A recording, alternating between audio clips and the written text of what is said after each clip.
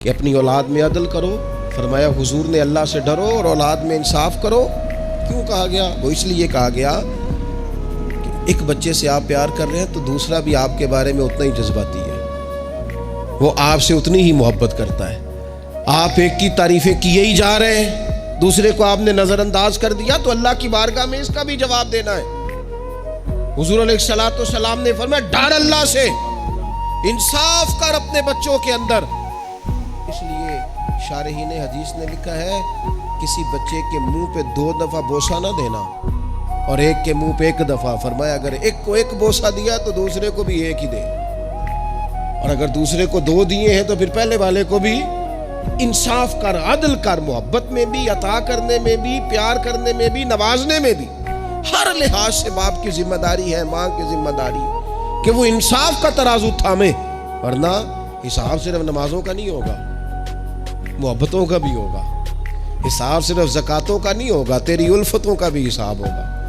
حساب صرف تجھ سے تیرے روزے حج زکات کا نہیں لیا جائے گا، تیری توجہات کا بھی حساب ہوگا قیامت کے دن کہ یہاں ہونی چاہیے تھی کیوں نہیں تھی، ادھر زیادہ کیوں تھی، ادھر زیادہ کیوں نہیں تھی. اس لیے اپنی مرکزی حیثیت کو ہمیشہ سمجھیں، جانیں.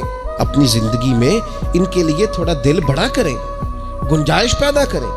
ان کو ہماری حاجت ہے، ہماری مصروفیات نے، ہمارے کاروبار نے، ہمارے تعلقات نے ہمارے بچوں سے ان کا بچپن چھین لیا ہے. ہم وہ ساری آپ نے وہ حدیثیں سنی ہے تو کس لیے سنی ہے؟